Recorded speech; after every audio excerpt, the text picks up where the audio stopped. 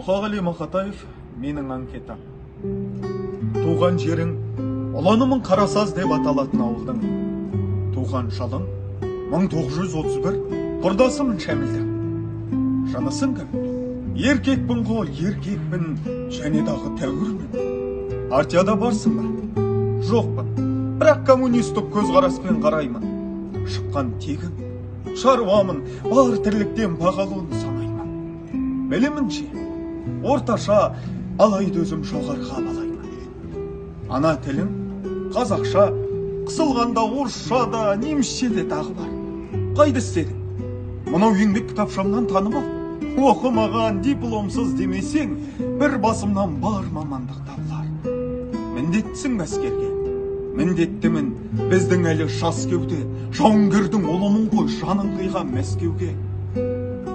Сөгіс алып көрдің бе? Ол жағынан періштедің де алмаймын өмірде. Ойлы, қырлы, бұл өмірде болады ғой мүлт кету, ол өзі бір еншісі ғой. Ездің әрі ердің де. Шетелдерде болдың ба? Болғамын жоқ, олар маған тұрғанда жоқ қол бұлғап. Қалсам болды, өлсем болды, жайыммен осы отырған орнымда. Мекен жайым жер менің. Жерде жүрген ақын деген пендемін. Қалам, қағаз, уақыт бер тек аздаған. Мен өмірді жырлау үшін келгемін.